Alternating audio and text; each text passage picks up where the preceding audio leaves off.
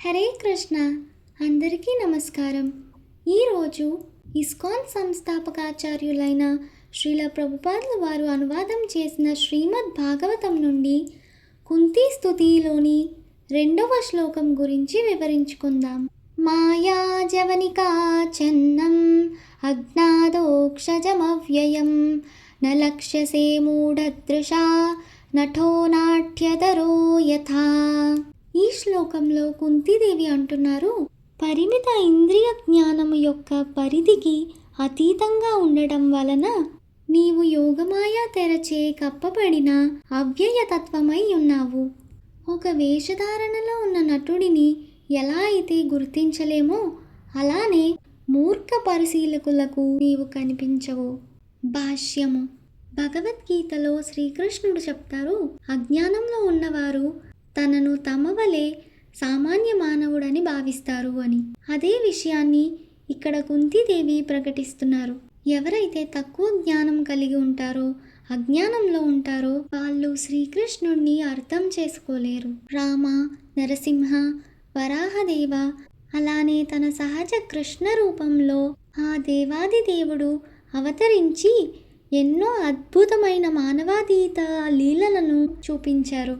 శ్రీకృష్ణుడికి 6 రోజుల వయసు ఉన్నప్పుడు పూతన అనే రాక్షసి తనను చంపడానికి వస్తుంది. అప్పుడు శ్రీకృష్ణుడు ఆమెను వధిస్తాడు. అలానే ఒకసారి శ్రీకృష్ణుడు బృందావనంలో ఉన్న గోవులను, గోపాలులను అందరినీ కాపాడడానికి గోవర్ధనగిరి పర్వతాన్ని తన ఎడమ చేతి చిటికెన వేలు మీద ఎత్తి పట్టుకుంటాడు. అలానే భగవద్గీతలో శ్రీకృష్ణుడు ఎన్నో అద్భుత ఉపదేశాలను ఇచ్చారు.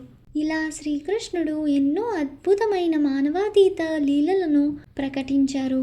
వేదవ్యాసుడు, దేవలుడు, అసితుడు, నారదముని, మధ్వాచార్యులు, ఆదిశంకరాచార్యులు, రామానుజాచార్యులు, శ్రీ చైతన్య మహాప్రభు, జీవగోస్వామి, విశ్వనాథ్ చక్రవర్తి ఠాకూర్, భక్తి సిద్ధాంత సరస్వతి ఠాకూర్ అలా ఎంతోమంది ఆచార్యులు శ్రీకృష్ణుణ్ణి భగవానునిగా అంగీకరించారు.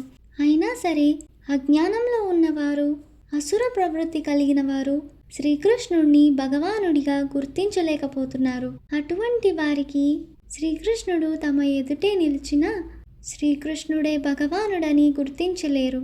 అదే విషయాన్ని ఇక్కడ శ్రీమతి కుంతీదేవి చెప్తున్నారు. అజ్ఞానంలో ఉన్నవారికి శ్రీకృష్ణుడు కనిపించడు అని. ఎందుకంటే ఆయన యోగమాయా శక్తిచే కప్పబడి ఉంటారు అని చెప్తున్నారు. ఇంతటితో ఈ శ్లోకం ముగిసింది. ధన్యవాదములు. హరే కృష్ణ.